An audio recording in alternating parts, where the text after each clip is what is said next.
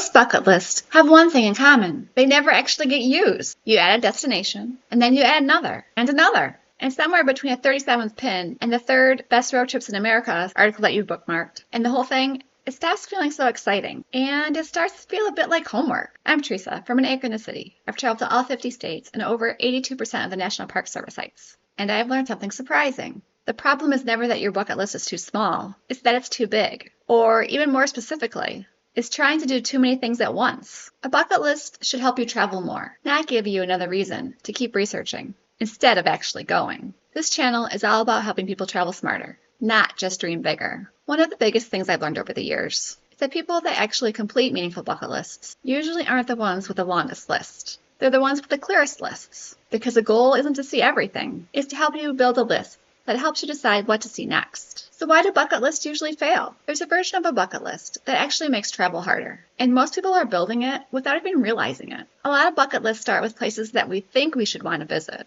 destinations from social media, magazine articles, travel influencers, other people's highlighted reels, and over time, those destinations, they pile up. But when a bucket list is built around things you think you should want, it slowly stops reflecting what you really want. And that's when the motivation disappears. I know this because I did it myself. Years ago, my bucket list was massive, more than just visiting state capitals and National Park Service sites. It was basically one giant collection of places that I felt obligated to visit someday. No priorities, no categories, no timeline, just a giant pile of ideas. And the bigger it got, the harder it became to decide where to go next. Because a list with 300 destinations doesn't help you make decisions. It just gives you 300 more things to think about. Now don't get me wrong, I have a ton of places pinned on my Google map that I'd like to explore, but they weren't on my bucket list. They are more, if I'm in the area, they might be worth a visit kind of places. If you know me, my priorities are state capitals and national park sites. So consider your travel style. You'll probably see the biggest shift here when you stop focusing on the destinations and start focusing on what kind of traveler you are. Because if you don't know what you enjoy, every destination can look like a good idea. And that's where the overwhelm begins. For me, the patterns became obvious. I love national parks. I love scenic drives. I love the Capitol buildings. And I absolutely love quirky roadside attractions.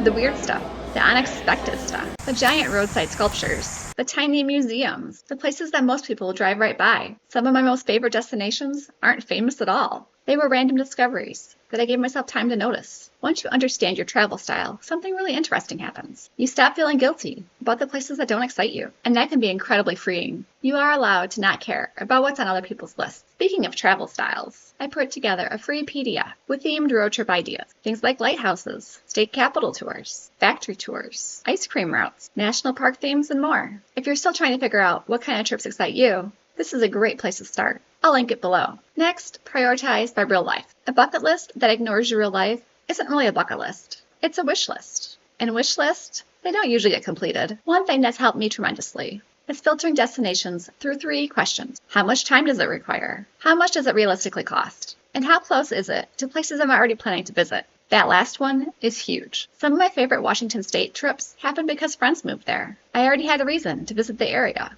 So suddenly, visiting the national parks nearby became a whole lot easier. And now, there are still parks in Washington State that I still want to see. And my friends are still there too, so I know I'll be back. That's a very different mindset.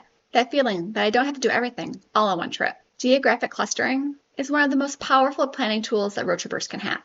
One trip can become 3 or 4 meaningful destinations if you build your route thoughtfully. Next, I'd like to talk about the 12-month framework. Stop building a lifetime bucket list. Start building a 12-month bucket list. Because when everything is someday, nothing becomes this year. A lifetime list sounds inspiring, but it's also incredibly easy to ignore. Instead, pull 3 to 5 things from your big list. These destinations should fit your budget, your current schedule, and your current interests. Make that your active list. Everything else, it just moves into a holding file. Not forgotten, just not competing for your attention right now. I'd rather see someone take 5 meaningful trips this year, instead of spending 3 years perfecting a bucket list that they'll never use. So focus on experiences, not completion. One thing that visiting all 50 states taught me is that checking a box isn't actually the reward. The reward is the experience, the drive you still remember, the meal you still talk about, the unexpected stop that became the highlight of the trip. Some of my favorite travel memories were never on a list. They happened because I was already on the road and willing to take a detour. That's why I think it's important to track experiences, not just destinations. Because when you only focus on completion, travel starts to feel like a race. There's no finish line. Your interests will change. Your priorities will shift. And your bucket list,